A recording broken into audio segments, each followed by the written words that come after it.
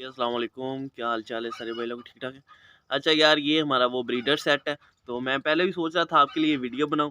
तो ये मुझे काफ़ी ज़्यादा डिस्टर्ब कर रहा था। मैंने इसको केजेस में बांध के रखा हुआ था, मैंने इसको खुला नहीं था छोड़ा। तो ये इसने 3 महीने हो गए हैं ब्रीड नहीं की, मोल्ड पे लगी फीमेल्स।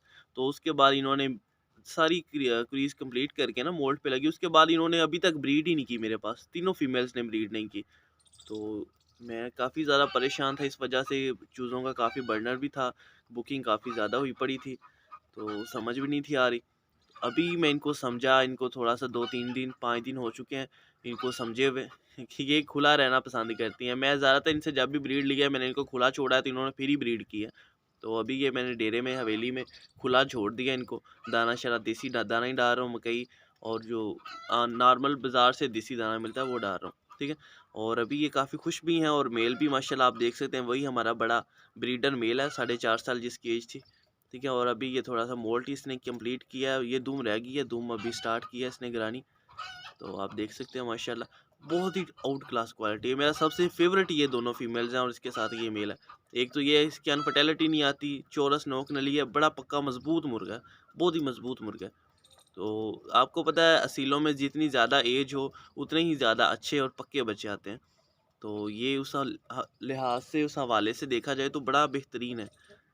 तो आपसे भी यही दरख्वास्त करूँगा यार, अपने बर्ड को समझा करें, क्योंकि अभी ये ब्रीड नहीं था कर रहा। कुछ लोग ऐसे वो भी होते हैं जो जानवर ब्रीड नहीं करता उसको सेल कर देते हैं, या उसको कहीं ना कहीं ऐसे फ्री में देने की कोशिश करते हैं, यार ये ब्रीड नहीं कर रहा इसको निकाल दो, फजूल है ये, ठीक है।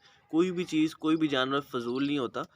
तो हर चीज़ काम की होती है, लेकिन बस ये है कि हमारा मेहनत का अंदाज़ थोड़ा-सा चेंज करना पड़ता है। हम मेहनत तो वैसे भी करते हैं, लेकिन थोड़ा-सा अंदाज़ चेंज कर लें, तो अल्लाह बेहतर कर देता है। तो यही मेन इशू था कि मैंने इसको अभी केज में रख के काफ़ी इसकी मल्टीविटामिन, मिनरल्स और पता नहीं क्या-क्या कुछ इनको दिया है, तो मुझे कोई इसका रिज़ल्ट नहीं अच्छा मिला। लेकिन ये है कि उससे इन्होंने कुरीज़ काफ़ी ज़्यादा अच्छी की है। तो अभी मैंने इनको खुला छोड़ दिया। तो अभी मुझे पूरी उम्मीद है कि ये इंशाल्लाह 2-4 दिन में दोबारा लेइंग पर स्टार्ट हो जाएँगे और फिर हमारे चिक्स भी आपको इंशाल्लाह आगे मिलते रहेंगे। तो दूसरा जो सेट है वो केज में रहना पसंद करता है, तो वो मैंने केज में रखा हुआ है। और उसके साथ जो हमारा शामू था, को शामू, और वो भी केज बर्ड ही है।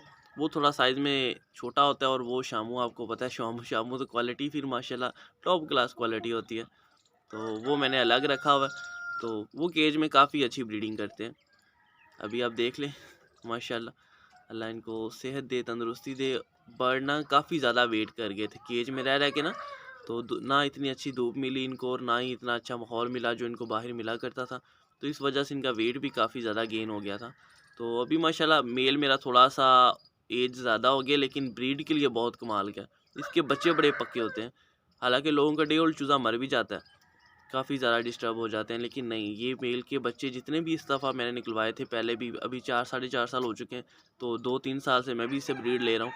तो बड़े अच्छे और बेहतरीन किस्म के पले हैं इसके बच्चे, और क्वालिटी भी बहुत अच्छी देती है। पेपर वाइट में आती है, वाइट आइज़ में, वाइट नोक नली, और बहुत ही कमाल के, जैसे अमरोहा के ऊपर बनती है सेम वैसे इसकी गर्दन पे भी ऊपर घुंघराले बाल होते हैं। तो ये इसकी माँ है, ये जो साइड पे खड़ी हुई है, ये इस मेल की माँ है। और माशाल्लाह ये देख लें, ये इससे भी ज़्यादा यंग लग रही है। और ये इनकी बेटी है, ये जो आगे खड़ी हुई है, ठीक है। ये जो बेटी है वो उसकी बेटी है, ठीक है। ये मतलब इसकी दादी है। ये पूरी फैमिली है। और तो हमारी अपनी ही ब्रीड तैयार की हुई थी, और माशाल्लाह से बड़ी अच्छी ब्रीड इन्होंने की है मेरे पास।